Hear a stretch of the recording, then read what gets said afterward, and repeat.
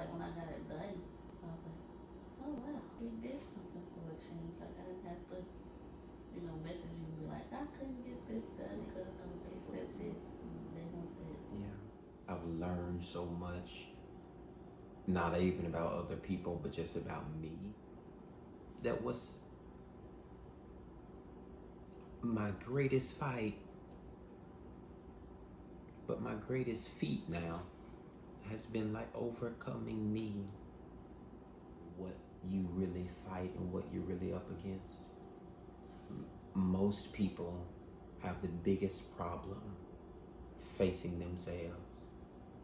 You know the number one issue, the number one problem, the number one fight, the number one complication, the biggest bully that you'll ever fight in your life, not even the devil, it's you. The only one that's stopping you, the only one that hinders you, the only one who stands in that place as a roadblocker, the only red light, the only stop sign, the only not enough gas, the only I'm too broke, the only hindrance in this season, in this lifetime, on this side of things, it's gonna be you.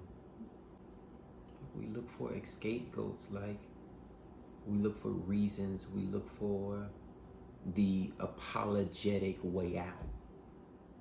But where we come up with doctrine and theories and implications and evidence and accusations in my mind of reasons why I can't, why I won't, why I won't be successful, why it won't grow, what they got against me. Before you come into a room, you've already identified everybody who likes you, who don't like you. Everybody who hates you, don't even know you, don't want to talk to you, don't want to get to know you, who got kids, who concerned about your shoes, who's concerned about your haircut. Biggest struggle, one of the biggest struggles that I fought me against fighting me for was my speech. The crazy thing about it was the first time I preached publicly. And so I'm up there shaking. Afterwards, there were two people that came up to me, said to me, you did really good. Said, I learned a lot.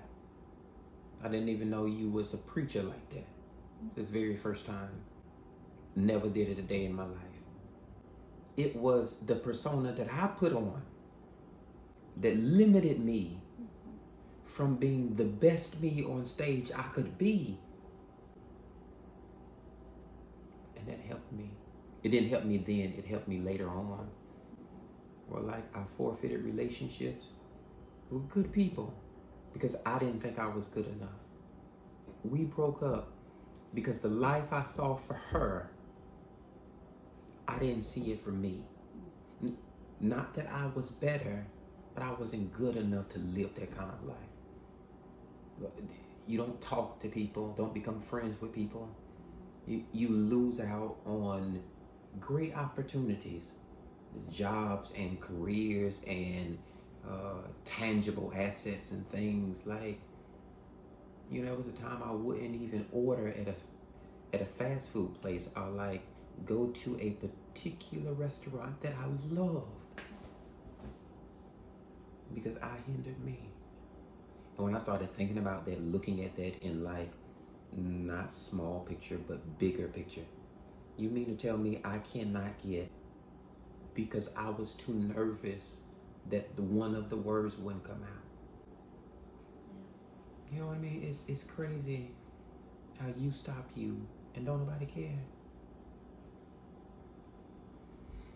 So when I grew past that, I didn't have to wait on anybody else to push me, to pump me, nor prime me. I have to wait for nobody else to like build up confidence to clap for me. So whether they do or they don't, I do it for me. I do it for me. For no other entity before me do I do it for. Because it has to be. In everything that you do, you put your heart into it or don't do it at all. That's what my mama told me. She's like, if you ain't gonna do it right, then don't do it. I'd rather you not damn do it. If you sweeping the floor, sweep it right. If you gonna give a speech, speech it right.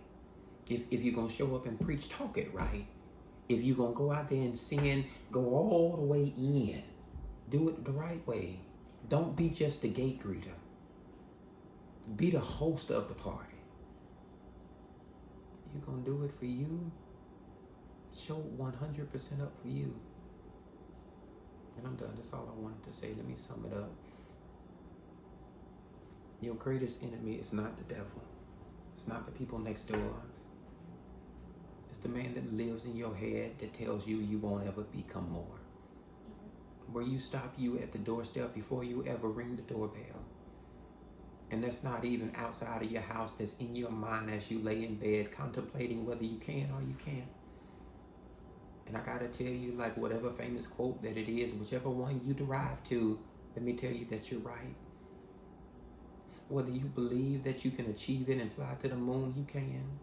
Whether you think that you'll fail and you'll fall into the sea and you'll drown to the bottom, you will. Whatever pushes you or pulls you, whatever holds you or halts you, whatever propels you or puts power inside of you, let me affirm you on tonight that you're right. That there is no spiritual wickedness that pulls you. There is no highestness in consciousness that brings you. There is only you that can push you, hold you, or propel you. And then there's only you to blame if you fail you. God didn't make you just so you can come here and give up on everything that He made in you. But He made you bigger than the doubt in your mind, than the hesitancy of your speech, than the slowness of your feet, than the confusion of your hand. So you can stand around any man and say, I can. You may not, but I can. They may not, but I can. Might as well call you the I can man. Because on today, I know they said I couldn't, but watch me show them that I can.